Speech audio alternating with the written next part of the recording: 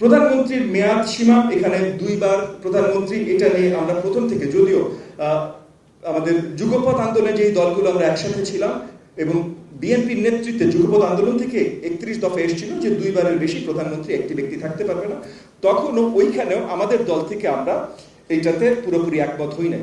কারণ ওয়েস্টমিনস্টার সিস্টেমে আসলে প্রধানমন্ত্রী তৈরি হয় এমনভাবে যে আপনি একবার দুইবার কোনো মেয়াদ বা সীমা দেওয়াটা খুব মুশকিল হয়ে যায়। আপনার যদি ব্রোকেন পার্লামেন্ট হয়, আপনি পার্লামেন্ট চালাবেন কিভাবে? পার্লামেন্ট চালানোর ক্ষমতা যার কাছে আছে সেই প্রধানমন্ত্রী হবে ভাই। এখন প্রধানমন্ত্রীর ক্ষমতা কনস্টিটিউশনালি স্ট্রাকচারালি আপনি কমিয়ে নিয়ে আসতে পারেন, যেখানেই ভারসাম্যর কথাগুলো আমরা এনেছি। জুলাই সনদ ফ্যান্টাস্টিক, আমরা সবাই যেই জায়গায় কনসেনসাস অলরেডি রিচ করে গেছি, যেটা এগেন কনসেনসাস কমিশন যে দায়িত্বটা পালন করছে, এই কনসেনসাসই হতে পারে জুলাই সনদ। এর বাইরে আমরা সবাই এখন যতখানি একমত আছি, এর থেকে আরো বেশি একমত সামনে যে হব, এইটার অবকাশ আমি দেখি না আসলে।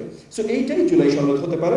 এবং একই সাথে ওনারা পথরেখা যেটা দিয়েছেন, 1 নম্বর সংবিধান প্রণয়ের পরিষদ পদ্ধতি, এই জায়গাটায় কনস্টিটিউয়েন্ট অ্যাসেম্বলি বাদে আমাদের দল থেকে আমরা সবগুলোতেই একমত। সো আমি বলছি ওভারঅল 7টা যে আপনারা পয়েন্ট দিয়েছেন, এই 7টার ভিতরে মোটামুটি 5টাতে অলমোস্ট পুরোপুরি একমত, কিছু ডিটেলস বাদে।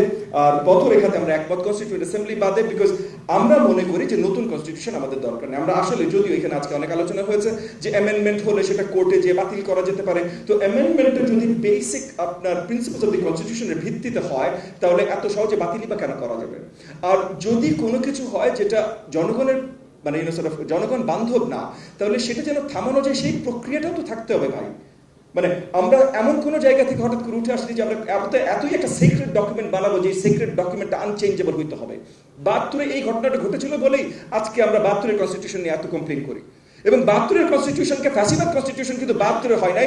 শেখ হাসিনার সরকার এসে আপনার আর্টিকেল 4, আর্টিকেল 7 এবং অনেকগুলো আর্টিকেলের সংযোজন দিয়ে তারা ফ্যাসিজমের আপনার একটা কনস্টিটিউশন বানিয়েছে। তো আমাদের জায়গা থেকে আমরা বিশ্বাস করি যে কনস্টিটিউশন অ্যামেন্ডমেন্টগুলো অত্যন্ত গুরুত্বপূর্ণ। আপনারা যেগুলো দিয়েছেন এবং কনস্টিটিউশন কমিশন যেগুলো দিয়েছে, তার ভিতরে বেশিরভাগের সাথে আমরা একমত পোষণ করি। ডিটেলসে আমাদের কিছু মতানৈক্য থাকতেই পারে।